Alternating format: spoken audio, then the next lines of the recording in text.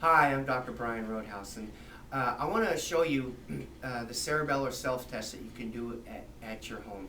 A lot of the patients that come in, peripheral neuropathy, vertigo, balance, dizziness disorders, fibromyalgia, thyroid problems, unresolved thyroid, and all these are unresolved. In other words, you've gone to other doctors and they haven't gotten better, or any type of chronic pain.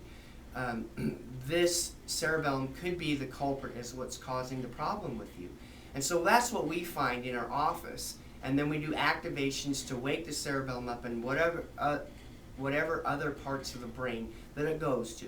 So it's a pretty easy test. And prior to doing the self-test, some of the symptoms you might have noticed is when you're standing there, you sway. When you get up at night when it's dark, you're not getting input from your eyes when it's light. And so you might notice that your balance is off. When you're in the shower and taking a shower and you close your eyes to shampoo your hair, you might have noticed your balance was a little bit off. You could be walking and all of a sudden, your balance is off for no reason. Those are all signs that you have a cerebellum problem. So the easiest way to do it is the test that I'm going to show you. Now, it's not a real specific test because there's different parts of cerebellum that can be involved, and we do the testing on it. But if you want to know if you have a cerebellum problem, you can do this test. And first, what you do is just put your feet together, because when you have your feet together, you're using your cerebellum. And you should just be able to stand still like this. And if you start swaying, you don't have to think about it. You have to go, oh, I'm swaying to my left. I need to pull back to the right. If I'm going forward, I got to go back. Your brain is getting that input from your eyes, and it automatically does that. So when you're standing here, just put your hands aside, feet together, and just try to stand there and see if you don't sway.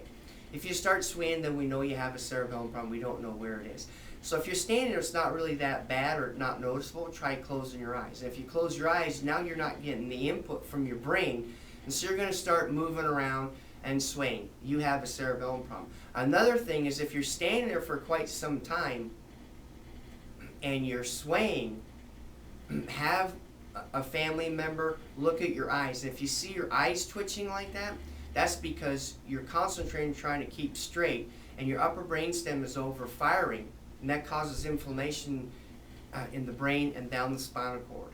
So if you do that test and you find yourself swaying, or you close your eyes, it's worse, or if you have eye twitching, you have a cerebellum problem. We don't know where it is, and that's why you have to come in, and we'll do more extensive testing on it, find out exactly where it is.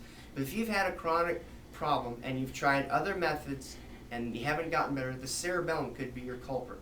So if you do have a problem like that, give us a call, 918-481-2770, and you can schedule a free consultation and examination. An examination of cerebellum to see if that's where the problem is. And then we'll evaluate your case and let you know if you're a candidate and whether we accept your case or not.